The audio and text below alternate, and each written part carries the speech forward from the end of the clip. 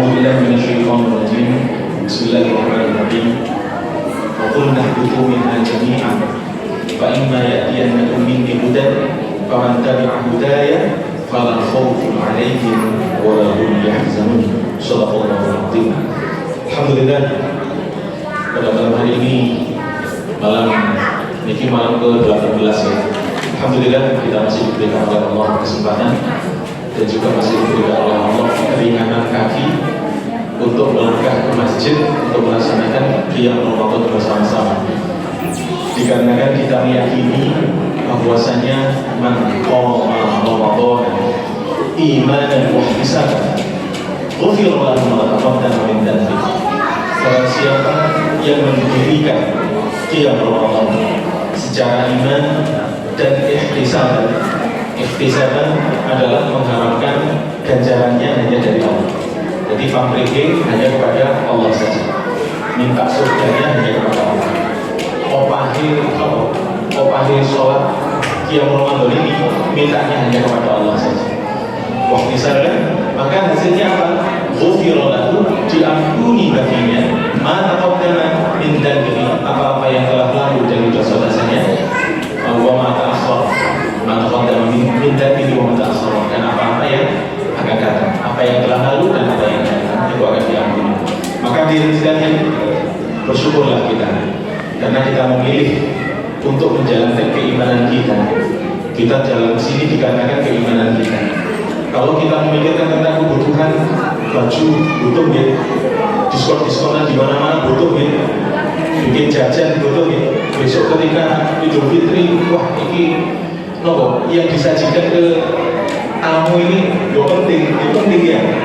Tetapi kita alhamdulillah masih diberikan oleh Allah keringanan hati untuk kesini untuk menjalankan sholat yang Ramadan. Alhamdulillah. Kemudian yang kedua, salawat serta salam kepada Nabi besar Muhammad sallallahu alaihi wasallam.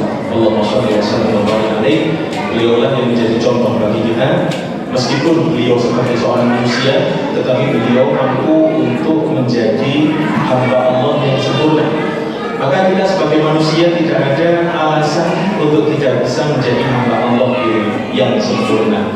Karena hadirin sekalian, jabatan tertinggi bagi seorang manusia itu apa? Yo, hamba Allah, Abdullah.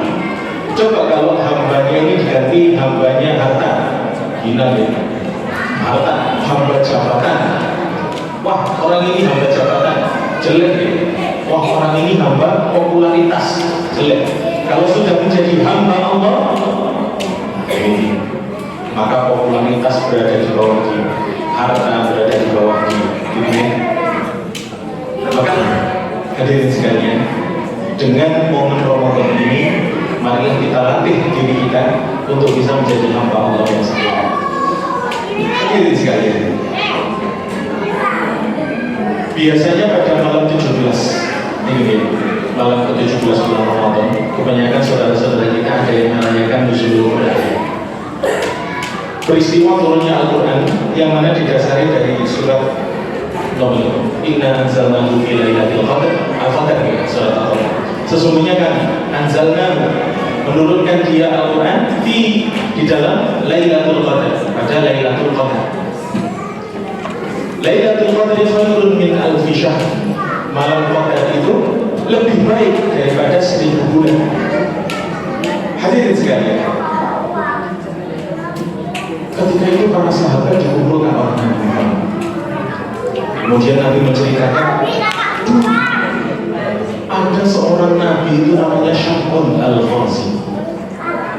Dia ini adalah seorang Nabi dari Bani Israel, yang mana dia ini berperang melawan orang-orang kafir selama 1000 bulan.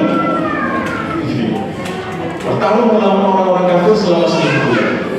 Kemudian setelah diberikan oleh Allah kemenangan, dia melakukan sholat malam selama 1000 bulan. Kemudian para sahabat menangis. Wahai Rasulullah, pahalanya sebagaimana besar berjihad fisabilillah 1000 bulan. Berapa? 83 lebih 4 bulan. 83 tahun berperang lebih 44 bulan. Dan setelah diberikan oleh Allah kemenangan, dia melaksanakan sholat malam tahajud selama 1000 bulan, 83 tahun lebih 4 bulan. Makanya para sahabat nangis.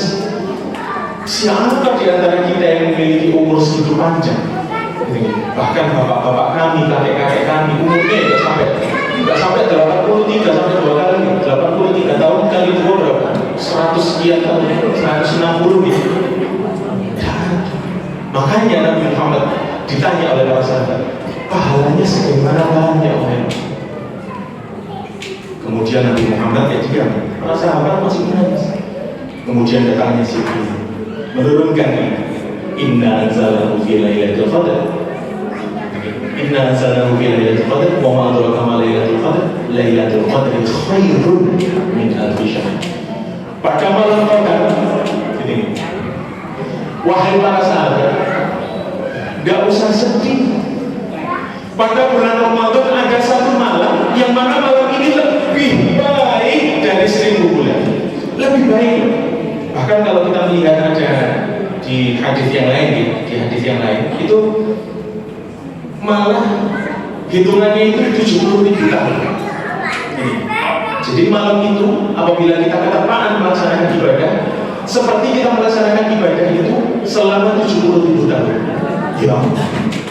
Ya Allah, inilah malam Lailatul Qadar. Hadirin sekalian, sekarang sudah malam ke-18. Besok siang ke-18.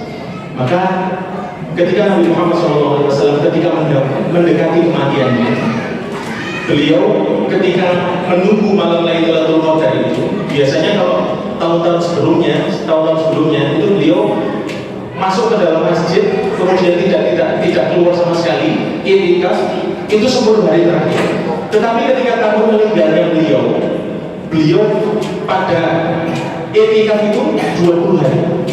Jadi 10 hari bersiam, kemudian malam ke-11 itu beliau sudah mulai i'tikaf di masjid untuk mencari Lailatul Qadar. Hadirin sekalian, berapa umur kita? Kalau kita melihat umur dari Nabi Muhammad SAW 63 tahun, sekarang umur kita sudah berapa? Maka berhubung kita masih diberikan kesempatan oleh Allah untuk mendapati bulan Ramadan ini, dan di dalam bulan Ramadan ini ada Lailatul Qadar, maka bersungguh-sungguhlah kita cari. Bersungguh-sungguhlah kita cari bulan malam Lailatul Qadar tersebut. Hadirin sekalian, kalau kita mendapati Lailatul Qadar, seperti kita melaksanakan ibadah selama 70.000 tahun tersebut, maka kita telah melebihi batasan umur kita. Masih ingat ketika dipisahkan ada umatnya Nabi Nuh kehilangan seorang anaknya,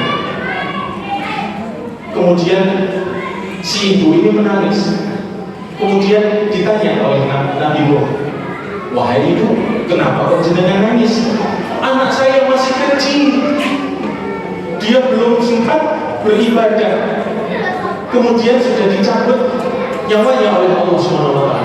Kemudian Nabi Nuh berkata kepada ibunya ini tadi, wahai ibu, ketahuilah pada akhir zaman nanti akan ada umat yang umurnya tidak lebih daripada 100 tahun, malah umurnya hanya 60 tahun. Kemudian ketika ibu ini mendengar umurnya umat akhir zaman itu segitu, maka dia mengatakan, wah demi Allah, kalau umur saya segitu, maka saya tidak akan menghabiskan waktu saya kecuali untuk bersujud kepada Allah saja. Dihabiskan waktunya untuk bersujud. Nah, kita umat akhir zaman ini, umur kita yang sangat-sangat terbatas, sangat-sangat pendek. Tetapi Allah memberikan kita kelebihan apa? Ini bulan Ramadan ada Lailatul Qadar. Maka hadirin sekalian, inilah kesempatan kita untuk membalap umatnya Nabi Nuh, kesempatan kita untuk membalap umatnya Nabi Adam. Itu 10 juta. Hadirin sekalian, tidak main-main dibandingkan dengan harta kita yang kita dapatkan, yang kita cari dengan seluruh jiwa raga dari kita lahir sampai kita mati, dibandingkan dengan Lailatul Qadar, tidak ada apa-apanya. Kalau kita mendapatkan Lailatul Qadar, hadirin sekalian, kemudian Allah mengampuni dosa-dosa kita, lihatlah apa yang dijadikan Allah, surga yang tidak ada habisnya. khalidina fiha abadan, selamanya berada di dalam kenikmatan. Hadirin sekalian, selamanya, nggak ada bosannya, nggak ada habisnya kalau kita masuk ke dalam surga. Tetapi hadirin sekalian, kalau kita tidak sabar, hadirin sekalian, kalau kita tidak bersungguh-sungguh untuk menggapai Lailatul Qadar ini, maka ya, dan kita naudzubillah ya, ketika ditimbang amalan kita ternyata banyak dosanya, naudzubillah, maka kita masuk ke dalam neraka.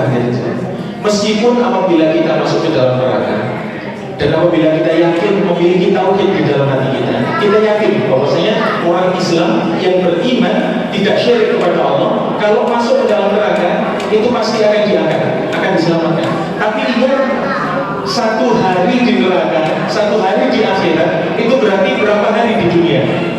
1000 tahun, hadirin sekalian. 1000 tahun. Maka jangan remehkan seperti orang-orang Yahudi mengatakan kalau sekiranya kami masuk neraka paling ya hanya beberapa hari saja. Jangan remehkan masuk dalam neraka, jangan sampai. Karena Rasulullah SAW pernah memberikan analogi. Ada orang selama di dunia itu memiliki kekayaan, harta, keluarga, kedudukan, pokoknya smoking, gak pernah merasakan kesulitan di dunia.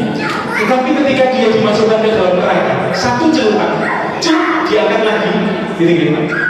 Kemudian ditanya kepada dia yang mau cenderungan ini tadi, apakah kamu pernah merasakan kenikmatan? Dia akan menjawab, aku nggak pernah merasakan kenikmatan sama sekali. Berarti kenikmatan yang kita rasakan selama di dunia ini dibandingkan dengan satu cemplungan di dalam neraka, itu tidak sebanding dari sekali, tidak sebanding. Mendapatkan kekayaan dunia tetapi digadaikan akhiratnya, tidak sebanding dari sekali. Sak celupan kita nih, mas gak prosok, gak tahu aku kan sak nikmat kalau Allah itu gak tahu. Mau tenang. Tetapi kalau masuk ke dalam surga, ini perbandingan. Ada orang selama di dunia ini sangat-sangat menderita, harta tak punya, kesehatan laku titik matur wis kawin apa keluarga tidak punya, kedudukan apalagi tidak punya. Tetapi sekali dia dimasukkan ke dalam surga, satu cemplung diangkat lagi, ditanya, apakah kamu pernah merasakan kesusahan? Dia jawab, tidak pernah. Saya tidak pernah merasakan kesusahan, selamanya tidak pernah saya. Hanya karena kan satu cemplungan di dalam surga. Hadirin sekalian, penderitaan kita di dunia, perjuangan kita, kesakit-sakitan kita di dunia untuk mendirikan kalimat Allah, untuk menegakkan kalimat Allah, dimusuhi kono, dimusuhi ini, dianggap kono, dianggap ini, tetapi dengan balasan surga saya cemplungkan di kono. Wis lali tahu dianggap, wis lali tahu disakiti, sudah lupa. Dikarenakan kenikmatan di dalam surga itu, wah, dibandingkan dengan kesakitan kita di dunia, tidak ada apa-apa. Kesakitan kita di dunia ini tidak ada apa-apa. Makanya hadirin sekalian, masalah akhirat itu jangan sampai kita bandingkan dengan masalah dunia. Jangan sampai bandingkan. Maka gunakanlah dunia kita ini untuk menunjang akhirat kita. Gunakan untuk akhirat kita. Untuk apa kita memperbaiki dunia kita? Tidak lain, tidak bukan untuk menunjang ibadah kita untuk mendapatkan akhirat kita. Ini. Jadi harta dunia kita ini buat apa? Tidak lain, tidak bukan adalah untuk mendapatkan akhirat kita. Kita memiliki ilmu di dunia ini, gunakan ilmu ini untuk mendapatkan akhirat. Kita memiliki harta di dunia ini, gunakan harta ini untuk mendapatkan akhirat. Kita memiliki tenaga di dunia ini, maka gunakan tenaga ini untuk mendapatkan akhirat. Hadirin sekalian, sekarang malam 18 Lailatul Qadar, sebentar lagi. Persiapkan, betul-betul persiapkan. Semangat untuk mendapatkan Lailatul Qadar. Ini paling tidak untuk mendapatkan Lailatul Qadar itu bagaimana? Sholat maghrib berjamaah, sholat isya yang berjamaah, sholat subuh berjamaah. Paling tidak itu sudah mendapatkan Lailatul Qadar. Sudah mendapatkan Lailatul Qadar. Kemudian apalagi yang paling penting? Jangan maksiat. Ini, jangan maksiat. Meskipun sudah malam, nggak usah maksiat. tinggalkan maksiat selama bulan Ramadan ini, sudah tinggalkan maksiat supaya kita mendapatkan Lailatul Qadar. Jadi ketika kita tidak bermaksiat dan kita beribadah kepada Allah, dihitung seperti 70.000 tahun kita beribadah seperti itu. Ketepaan kita baca Quran seperti kita membaca Al-Quran selama 70.000 tahun. Ketepaan ketika kita sholat malam seperti sholat malam 70.000 tahun. Ketepaan ketika kita sedang bersedekah, maka seperti kita bersedekah selama 70.000 tahun. Hadirin sekalian, semangatlah untuk menyambut malam Lailatul Qadar tersebut. Aku mau dihadap, wassalamualaikum, innahu huwal ghafurur rahim. Wassalamualaikum warahmatullahi wabarakatuh.